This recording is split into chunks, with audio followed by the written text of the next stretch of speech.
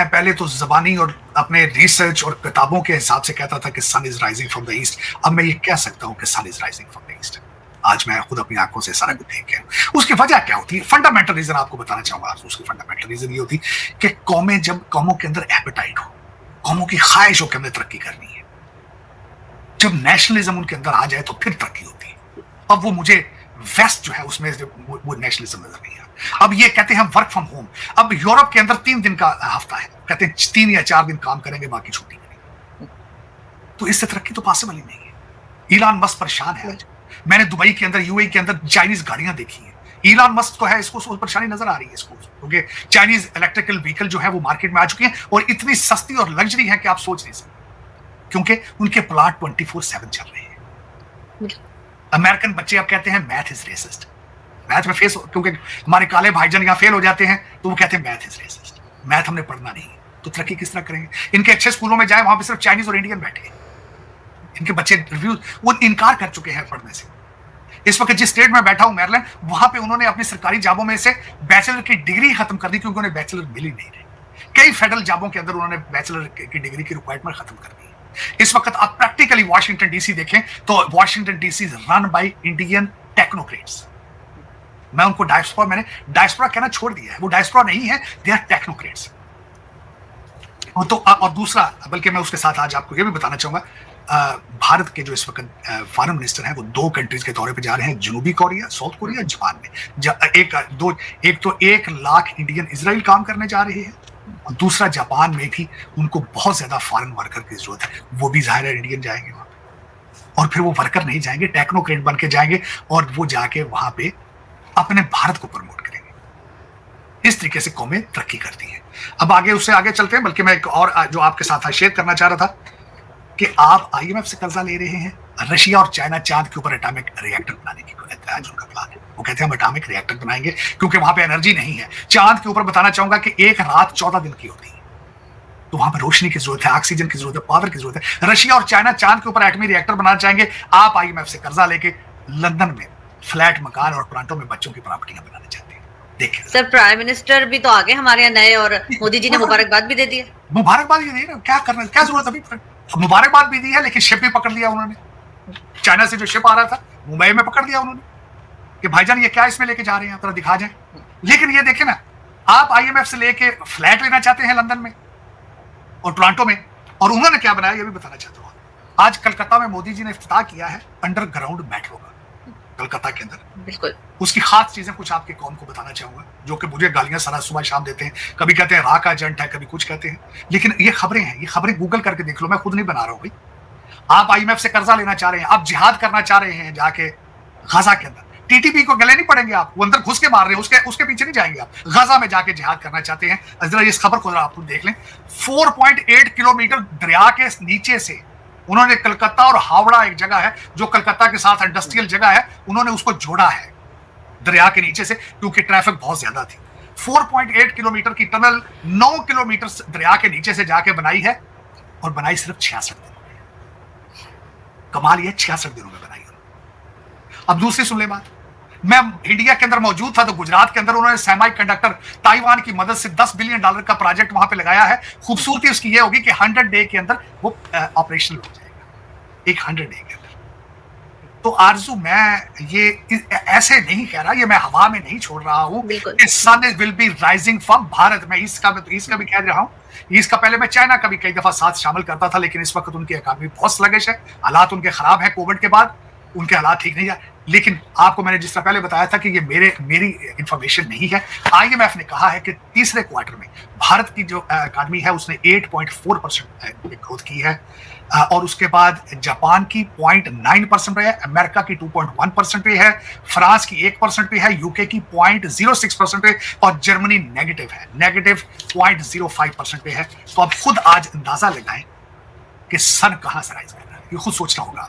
और दूसरा, आज आगे चलते हैं, आपने असेंबली की बात की है कि नए वजीर-ए-आज़म आ गए हैं। नए मैं तो नहीं समझता हूं, पुराने ही हैं। नहीं, वो कहते हैं पुरानी शराब नई बोतल डाल दी आपने। ये नई असेंबली क्या है?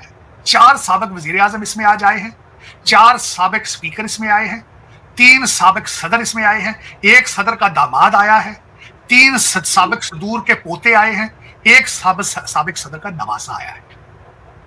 ये आपकी असेंबली, बिल्कुल।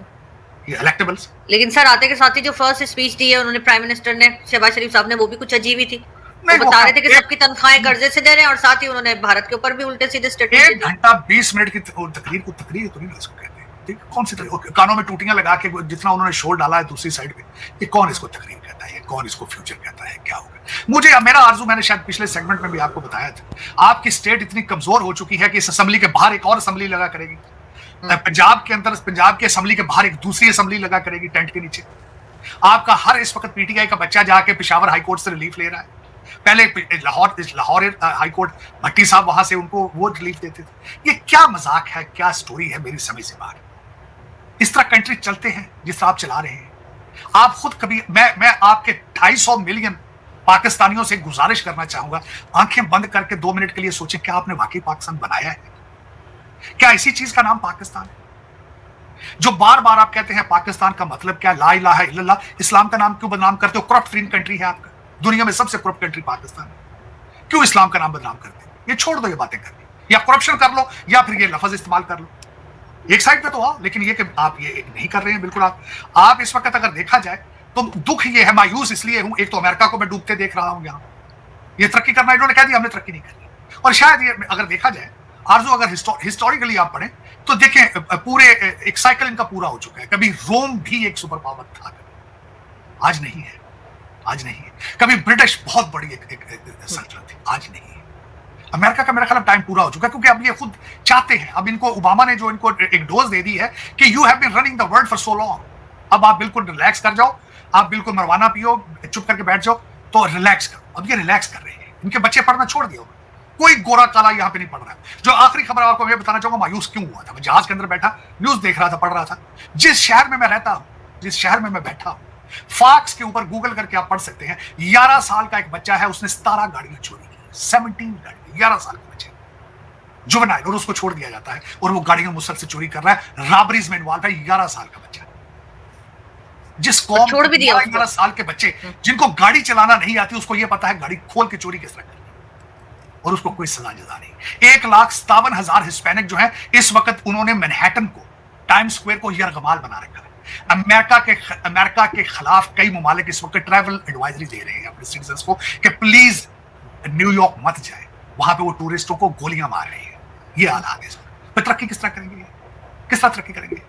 और मैं अभी भारत से होके आया हूं, मैं हकीकत बताता हूं, मैं पहले भी कई दफा गया हूं, इस दफा भी गया हूं, मैंने कोई पुलिस का नाका कहीं नहीं देखा। 4 या 6 स्टेटों में, मुख्तलिफ शहरों, मैंने पुलिस को हरासा करते नहीं देखा किसी। आप देख लें आपके अंदर क्या हाल है। आप जिस शहर में बैठी हैं, हर 5 मिनट हर 5 माइल के बाद आपके गाड़ी का ट्रंक खोला जाता है, कहते हैं खोले, आप कहां जा रहे हैं, जिस तरह वार जोन में घूम रहे हैं। तरक्की किस तरह होगी, किस तरह तरक्की होगी जब आप बिल्कुल इस तरह घूम रहे हो कि आप इस गाजा में और आप में क्या फर्क है भाई? हर 5 मिनट मैं आपको बताता हूं कि मैं पाकिस्तान अगर जाऊं तो आज मुझे सबसे ज्यादा डर आता है पुलिस से और जजों से, कि मुझे उठा के किसी पुलिस वाला को ले जाएगा, किसी ऐसी जगह पे जाके फेंक देगा जहां ना चाबी नहीं मिलेगी।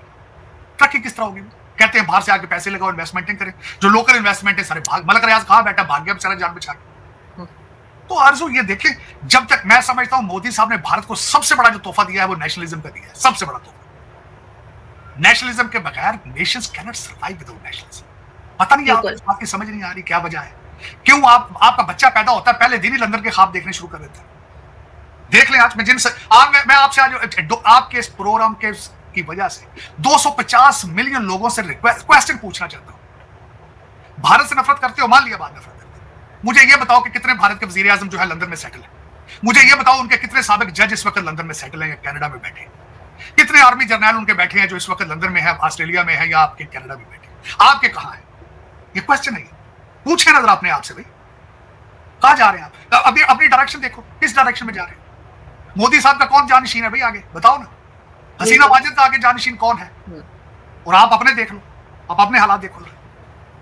तो ये इस तरह में आपके देखें, मुझे इन पे कोई, ये जो इलेक्टेबल है, मुझे इन पे कोई गिला नहीं है। मुझे गिला ये है जो इनको लेकर आते हैं, जिन्होंने 2013 के इलेक्शन हाईजैक किए, जिन्होंने 2018 के इलेक्शन गलत कराए, जिन्होंने 2024 के इलेक्शन कराए, मुझे उनसे क्वेश्चन है। सर असल गड़बड़ तो उन्होंने नहीं की है ना, असल जिम्मेदार तो वही है। लेकिन आजू पाकिस्तानी है ना, शाम को घरों में जाते उर्दू बोलते हैं ना, पासपोर्ट तो सर उनकी फैमिलीज तो नहीं है ना यहाँ पे, ये तो वही लोग हैं जो सब बाहर जिन्होंने प्रॉपर्टी बना रखी है। ये तो बात है, लेकिन ये हाँ, यही तो मैं इसीलिए तो कहता हूं पाकिस्तान के अंदर पाकिस्तानी मौजूद ही नहीं है, क्या करें?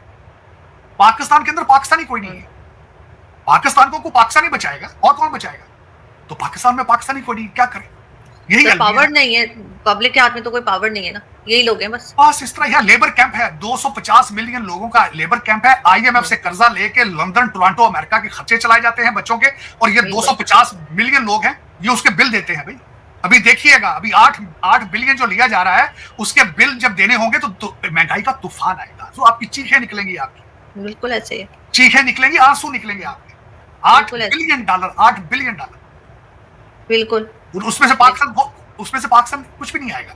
और 250 मिलियन लोग जो है वो क्वेश्चन भी नहीं कर सकते कि वो 8 बिलियन डॉलर क्या कहा। सितम जरीफी ये है।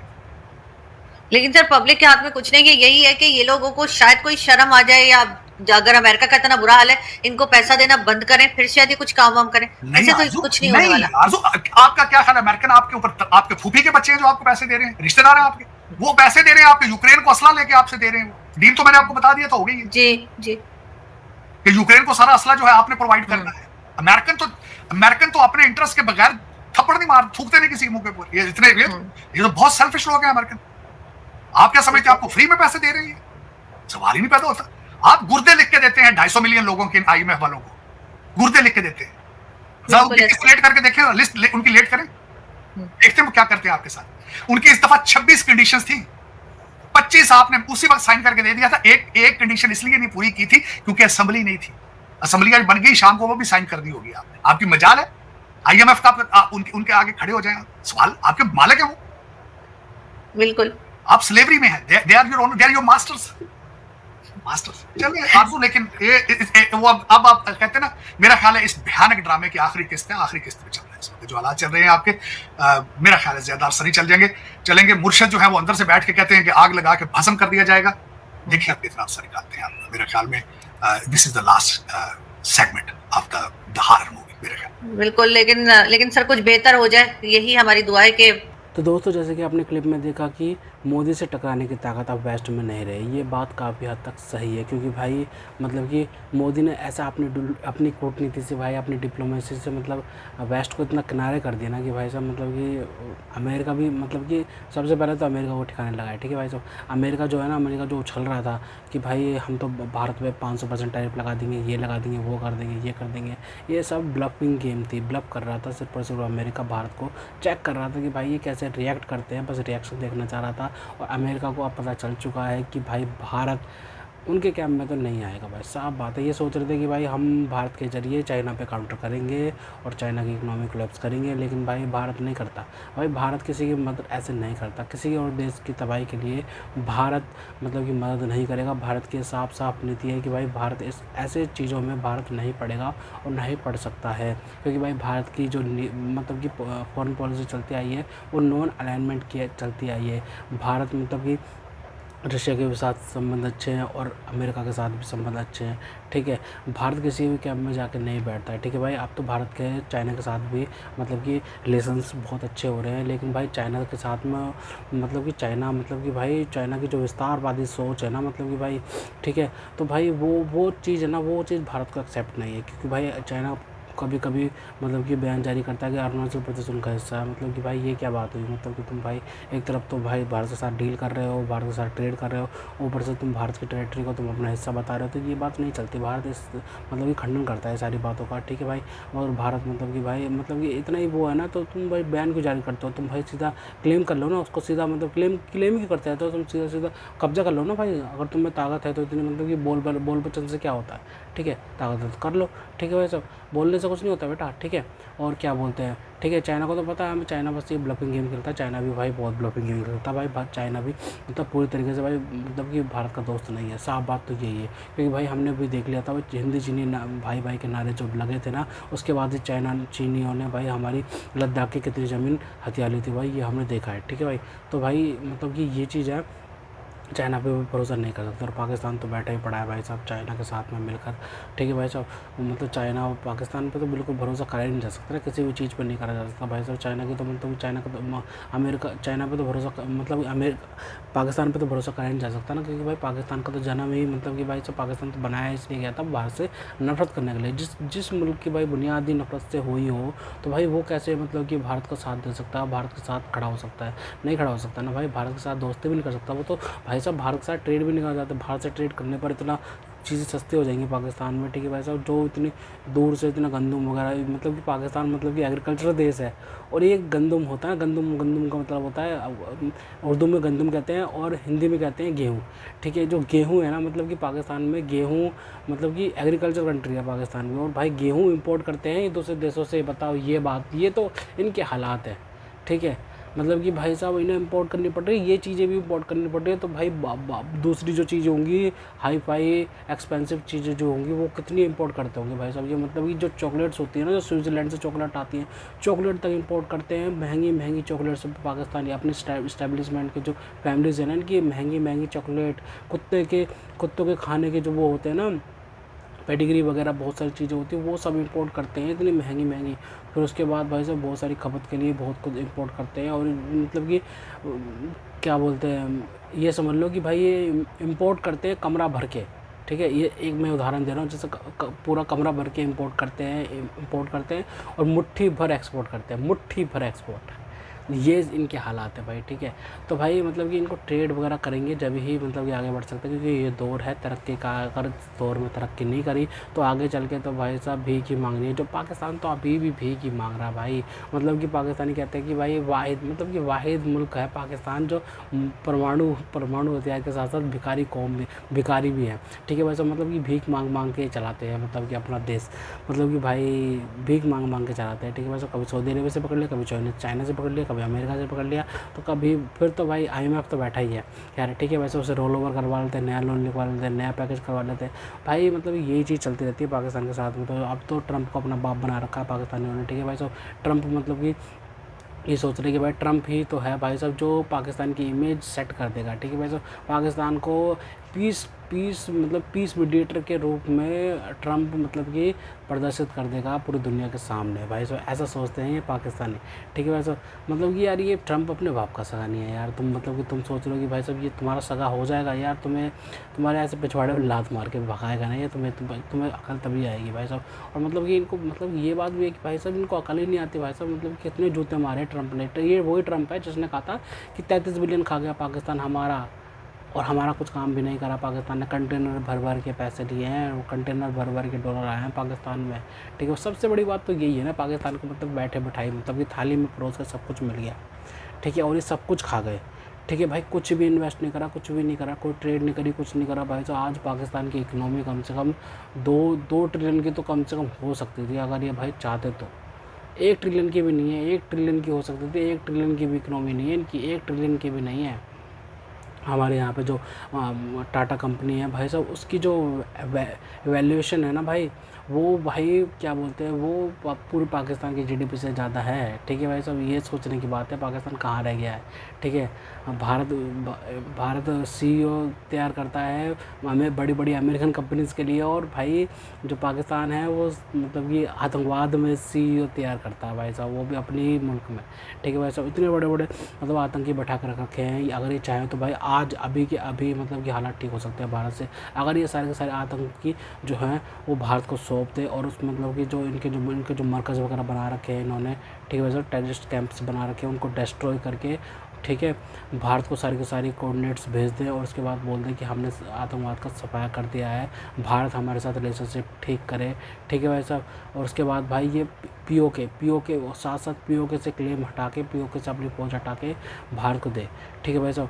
भारत का, क्योंकि भारत का ही अभिन्न अंग है POK, क्योंकि भाई राजा हरि सिंह ने भारत के साथ में विलय किया था, ठीक है भाई, ठीक है। तो भाई पूरा जो कश्मीर है वो भारत का ही है POK समेत, ठीक है। तो भाई अगर ये चीज़ पाकिस्तान करता है तो भाई भारत हाथ मिलाएगा, भारत आगे बढ़ेगा, मतलब कि भारत पाकिस्तान के साथ आगे बढ़ेगा और पाकिस्तान को ही फ़ायदा होगा इस चीज़ से। पाकिस्तान को सबसे ज़्यादा फ़ायदा होगा, क्योंकि भाई भाई साहब अगर भारत के साथ में कोई हाथ मिलाता है ना, तो भाई भारत उसको निराश नहीं करता है, ठीक है। भारत भाई साहब उसका साथ देता है, जैसे बांग्लादेश का भी दे रहा है भाई साहब। बांग्लादेश बार बार चला जाता है ना दूसरे रास्ते पर, लेकिन भाई साहब घूम फिर के बांग्लादेश वापस आ जाता है। लेकिन भाई जो अभी कश्मीर खाड़ी जा रही थी ना भाई भाई की, ठीक है भाई साहब, पाकिस्तानी मतलब कि अब पाकिस्तानी पता नहीं क्यों अब बांग्लादेश को अपना बाप बना रहे थे भाई साहब कि भाई साहब देखो हम तो बांग्लादेश की मत करेंगे, ये करेंगे वो करेंगे। बांग्लादेश लोग ऐसे जूते मारे ना बाद में भाई साहब, भाई ऐसे जूते मारे पाकिस्तानियों को भाई साहब, आप समझ आ गए भाई साहब, पाकिस्तानी अब नहीं करेंगे भाई साहब, अब कोई डिप्लोमेसी वगैरह नहीं चलेगी भाई साहब वहाँ बांग्लादेश में। वैसे सोच रहे थे कि बांग्लादेश तो हमारे साथ हो गया, ये है वो है, लेकिन भाई अलग ही तरह हो गया फिर से पाकिस्तान, ठीक है। तो खैर तो दोस्तों, अगर आपको हमारी ये वीडियो पसंद आई तो कम से कम व्हाट्सएप पर जरूर शेयर कीजिएगा, साथ साथ चैनल को सब्सक्राइब करके हमारा मनोबल जरूर बढ़ेगा, ताकि हम आपके लिए ऐसे ही मनोरंजन बनाते रहे। तो गाइस मिलता है आपसे अगली वीडियो में, तब तक के लिए जय हिंद।